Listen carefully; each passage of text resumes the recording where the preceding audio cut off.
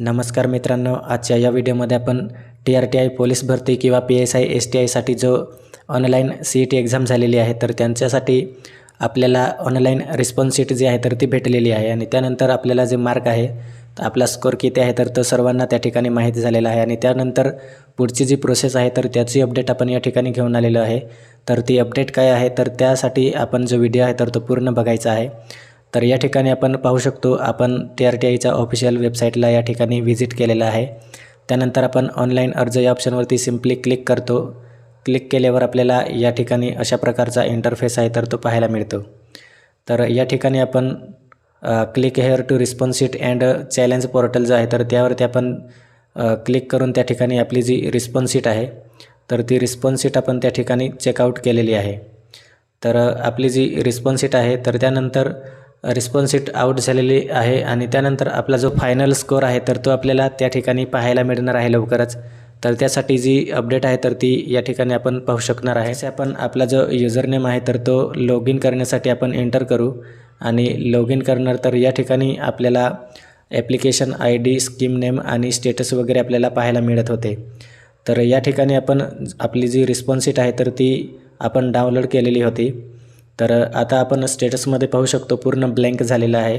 तर या ठिकाणी आपला जो स्कोर आहे तर तो लवकरच त्या ठिकाणी 12 ते 15 तारखेपर्यंत या ठिकाणी येणार आहे। तर तो स्कोर त्या ठिकाणी आपण पाहू शकणार आहे। त्यानंतर बरेच मुलांची डाऊट आहे, म्हणजे आम्हाला एवढे मार्क भेटलेले आहे तर आमचे सिलेक्शन होणार आहे की नाही किंवा कट ऑफ किती लागणार आहे। तर मित्रांनो, कट ऑफ जो आहे तर तो आपण त्या ठिकाणी अंदाजे किंवा कसं पण सांगू शकत नाही, कारण जागा तर 18,000 आहे आपल्यासाठी, परंतु आपल्याला जे मार्क आहे तर ते नॉर्मलायझेशन जर झालं स्कीममधून, जर फॉर्म जास्त आलेले असेल तर त्या ठिकाणी आपले जे आहे तर ते नॉर्मलायझेशन होणार पोलीस भरतीसाठी, किंवा जर ॲप्लिकेशन कमी असेल तर डायरेक्ट सिलेक्शन पण करू शकतात।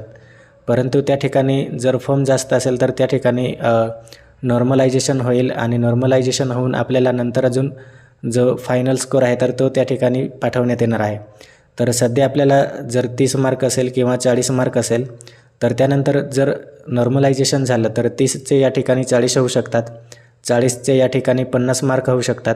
तर अशा पद्धतीने जो स्कोर आहे तर तो त्या ठिकाणी वाढू शकतो आणि त्यानंतर जो फायनल कट ऑफ आहे तर तो आपल्याला पाहायला मिळणार आहे। तर ज्या विद्यार्थ्यांनी या ठिकाणी ऑब्जेक्शन वगैरे घेतलं असेल तर त्यांच्यासाठी या ठिकाणी ऑब्जेक्शन विंडो वगैरे आणि रिस्पॉन्स शीट डाउनलोड करण्याचा जो ऑप्शन होता तर तो या ठिकाणी अवेलेबल होता, परंतु आता सध्या जे स्टेटस आहे तर ते ब्लँक झालेलं आहे। तर ब्लँक यासाठी झालेलं आहे तर आपल्याला आपला जो स्कोर आहे तर तो स्कोर आपल्याला या ठिकाणी आता पाहायला मिळणार आहे थोड्या दिवसात, आणि त्यानंतर आपला नॉर्मलायझेशन वगैरे प्रोसेस होणार आणि नॉर्मलायझेशन प्रोसेस वगैरे आपण त्या ठिकाणी कंप्लीट करून आपला जो फायनल स्कोर असणार आहे तर तो त्या ठिकाणी आपल्याला पाहायला मिळणार आहे। आणि जसे आपला जो फायनल स्कोर आहे तर तो या ठिकाणी आपल्याला अवेलेबल होईल, त्यानंतर आपली जी सिलेक्शन प्रोसेस असणार कशा पद्धतीने किंवा किती कट ऑफ जाणार आहे तर ते फायनल जो नॉर्मलायझेशन स्कोर असणार आहे तर त्याच्यावरती डिपेंड असणार आहे। तर नॉर्मलायझेशन स्कोर होऊन जर जास्त आपल्याला मार्क मिळाले तर त्या ठिकाणी त्याप्रमाणे जो कट ऑफ आहे तर तो लागण्याची या ठिकाणी दाट शक्यता आहे आणि त्यानंतर सिलेक्शन वगैरे जी आहे तर ती पुढची प्रोसेस असणार आहे। तर अशा पद्धतीची अपडेट होती। तर आय होप मित्रांनो आपल्याला हा व्हिडिओ आवडला असेल। थँक्यू।